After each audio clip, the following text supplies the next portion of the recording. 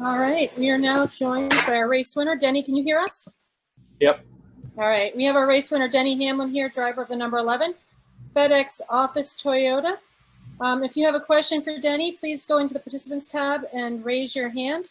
We'll get started here with questions. We'll go to Bob Pockris. Yeah, Denny, how confident were you that you'd be able to catch Martin? Martin said he felt like you had the better car all day.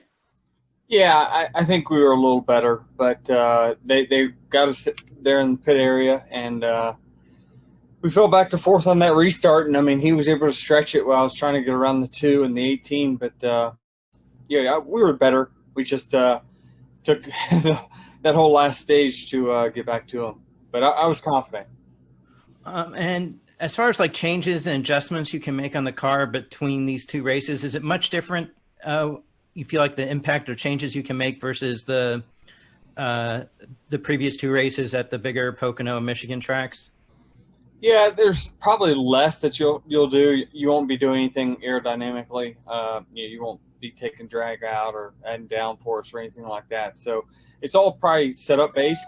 So this will be the one of the double headers that the team guys relatively probably have less to do, I guess you could say, than what they would on the other tracks. But it's all setup based, and I need to get to work on that and get Chris a direction.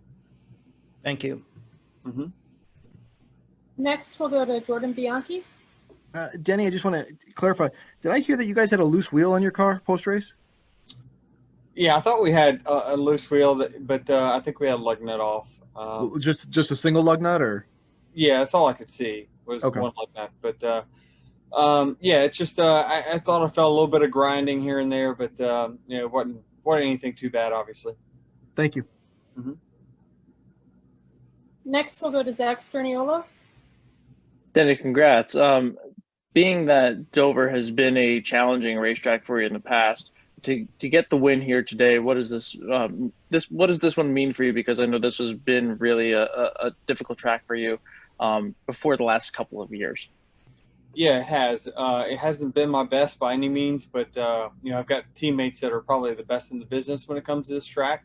So I just study them and try to replicate their style at this racetrack, and then find out, once I adapt, then I can give the feedback to tell them what to do with the car. But because I think that my style of driving typically doesn't fit this type of racetrack, so I had to adapt more to my teammates' style when I come here. That said, for tomorrow's race, I know you said that the changes you guys will make will likely be more mechanical setup things than aero. What does need to get better on your car for tomorrow's race? Well, just, we got to work on, our balance from the beginning of the run to the end of the run. But I certainly think our car is pretty good, but we still just got a little bit of work to do. I really kind of need to dive into the data and figure out, where's my weakness, and go to work on that. But I certainly think that we're pretty good. It looked like me and Martin and looked like Kyle there for a while were kind of the class. So it looks like, I'm sure we'll be battling those guys again, and then everybody else is going to make adjustments and make a run at us. So we got to adapt. We got to go. Thank you. Mm-hmm. Next, we're going to go to Matt Pensick.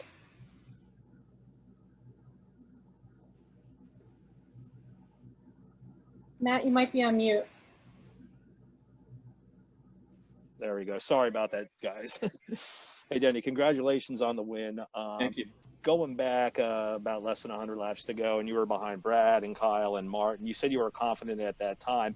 What was it about where you were in the race and, that you felt good about getting to the front? Well, it's kind of when I get around Brad and started running the leaders back down the 19 and 18.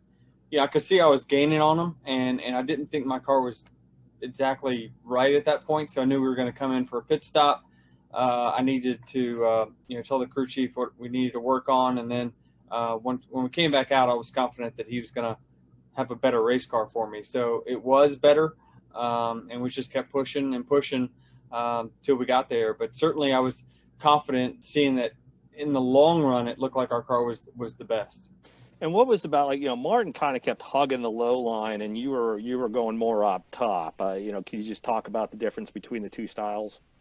Yeah, we definitely have different styles. He's one of those guys that definitely pins his car to the bottom here.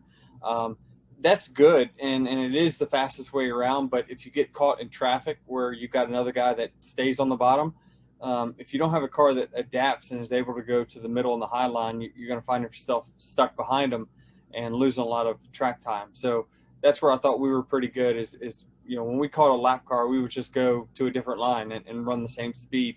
That was the key to our success versus the 19. Thanks, Denny. Mm-hmm. We'll go next to Jeff Gluck.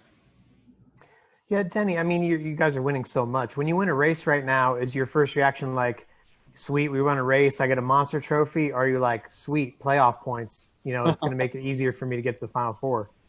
Yeah, I'm thinking about playoff points, to be honest with you. And even though that everyone would say, oh, well, we're a lock, it's not a lock. Like, I've had such crazy shit happen to me in these playoffs during the course of my career. I don't want to take anything, no chances. So I just want to lock in all the playoff points I can possibly get and get myself to Phoenix and give myself a shot. So I just want an opportunity, and that's all I can ask for. It's a one race, winner take all.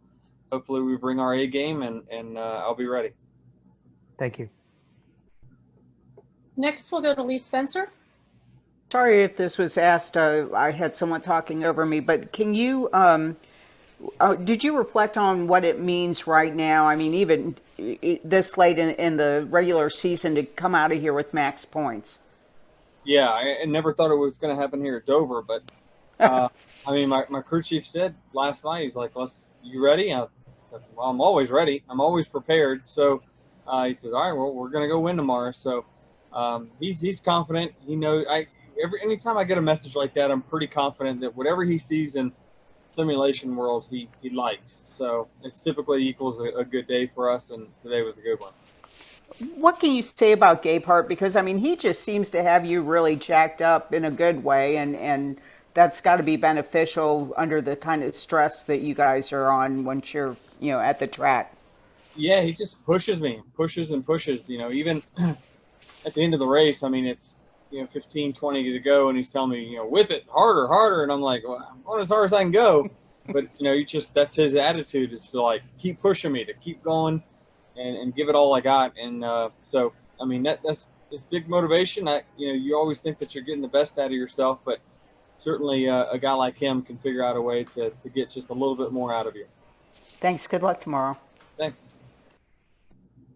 Next, we're going to go to Jose Cuevas from Telemundo del Marva. Congratulations, first and foremost, Denny. What was the role of patience in that race? Because you had the lion's share of the laps 115, but at the same time too, you were coming behind to catch Austin Dillon, and then you caught up to Martin Truex in those last laps. What was the role of patience in making sure that you came out on top today? Yeah, my spotter really kind of did that. Chris Lambert did a good job of, when I would switch lines to the middle lane or the top lane, they were telling me, okay, that's good enough. You're not to them yet, but like at that pace, you're going to catch them and you should get them. So not step over the boundary, don't push, you're already gaining on them. You don't need to get more than that.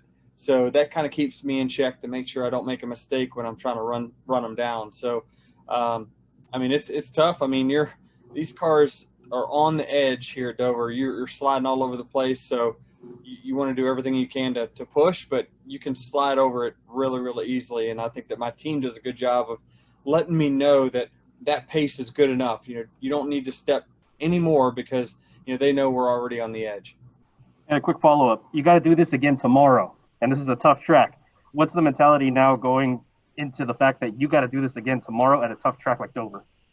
Yeah, it's just hydration and nutrition. Those are the two things that I'll focus on tonight, is making sure that I get everything that I need to hydrate. The team gave me their milkshake order. I've got to go across the street. Their garage doesn't close till 11 o'clock tonight, so got to go fulfill all their milkshake orders because they're going to be here working on that car late night. Thank you, Denny. Congratulations. Thanks. Next, we're going to go to Dustin Albino.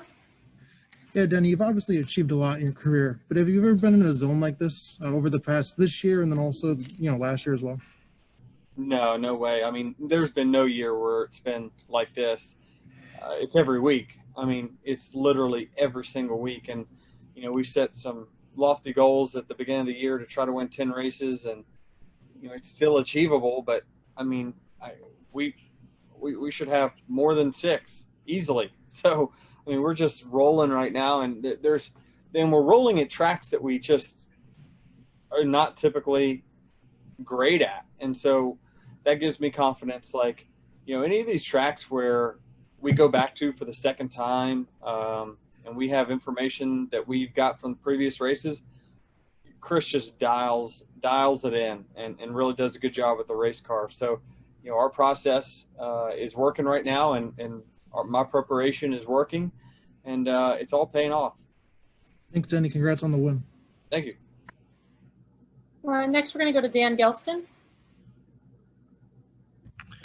Denny, when you said just now that you study your teammates, try to replicate them here at Dover, is there anything really you tried to do, anything you tried to emulate that you learned from them?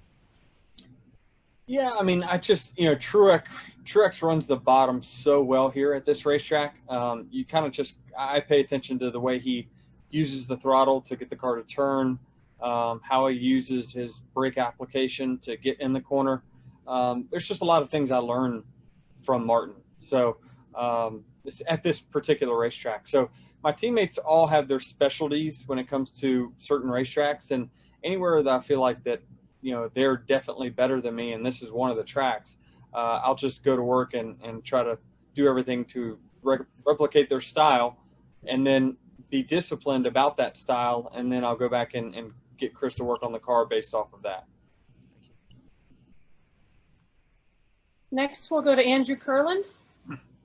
Yeah, Denny, you mentioned how this year isn't like any previous season that you've had in the past. So with all this confidence going into the playoffs, how can you almost not get too overconfident? And because, you know, you haven't had great luck in the past in the playoffs, and you know, how can you not take it for granted, basically?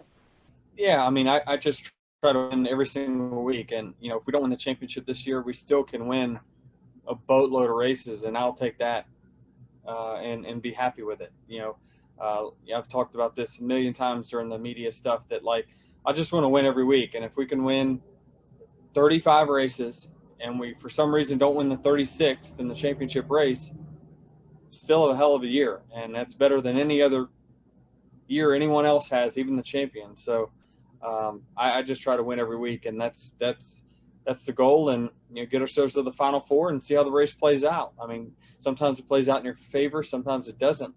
But, you know, I know that we are a championship team, regardless of whether we have the trophy or not. We're plenty capable. It's just it's a tough business when it comes down to, when you run 36 and it comes down to 1. Thanks, Denny. Yep. Next, we're going to go to Daryl Kinsey Jr. Denny, Daryl Kinsey Jr., WBGR Sports. Talking of those playoffs, you had 3 Toyotas in the top 3 today. Does it feel good that the Toyota Camry is starting to come together now as we're getting towards the playoffs? Yeah, certainly. I mean, I knew this would be a good day for JGR. Like I said, my teammates, I think, are the best 2 drivers at this racetrack. So we've started to see some light at the end of the tunnel for us. I think that Kansas was a good sign. A lot of our cars in the top 5 there. We went to Michigan and had some, you know, 3 of our cars in the top 5. So we've been trending better and better as an organization for the last month or so. And so I knew that today was going to be a good day for JGR, and obviously the results showed that. And everyone has been comparing you and Kevin Harvick pretty much since we've been back from COVID-19. Does it feel good to even up the wins at 6 apiece? Yeah, I mean, I think, you know, I think we've been, if not this, you know, we've definitely been one of the strongest for sure. I think Kevin's, you know, probably going to win the regular season championship, but we've come from a long way back and gained quite a bit. And for me, it's all about bonus points. And right now, I think we're second, and then we've tied for the most wins. We got the most stage wins. We're good. I wouldn't change a thing right now. And, you know, like I said, we're just trying to get to the Final Four, and then all that other 35 races don't matter. Next, we'll go to Ashley Stroline. Hey, Denny, congrats on the win. Thank you. Just kind of curious, this was win number 6 for you, and everyone's been talking about how this 11 team, everyone is performing at the top, right? Everyone's playing their part. You're hitting on all cylinders. But with this year being such an unprecedented year with the COVID-19 pandemic, how have you guys really been able to develop that chemistry that we're all watching happen on the track, besides milkshakes? I know you said you're getting milkshakes later, but but other than that, how are you guys doing it?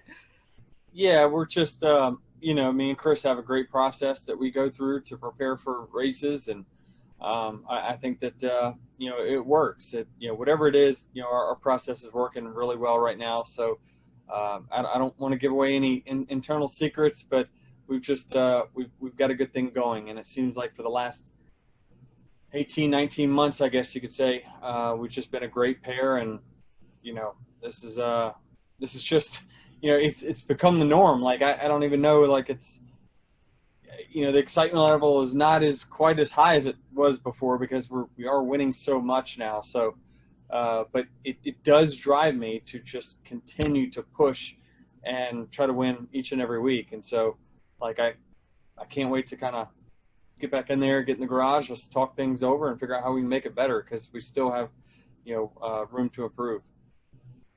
Thanks. Good luck tomorrow. Thank you.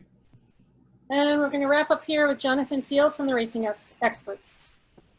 Hey, Denny, Jonathan Field with theracingexperts.com. Just speaking in the context of your career, what does it mean to cross off a track that you haven't won at before and be able to just break through and get a victory at a track you never won at before? Yeah, it's awesome. I mean, I can't even tell you that the Monster Trophy is very, very cool, and I've always been very envious of the people that had them.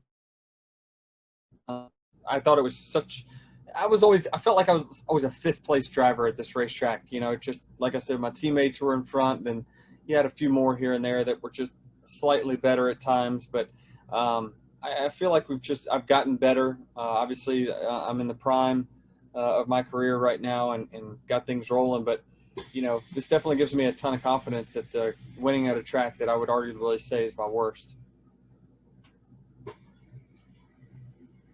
All right, Denny. Well, thanks for joining us. Congratulations on the win today, and good luck tomorrow. Appreciate it. Thank you. Thanks.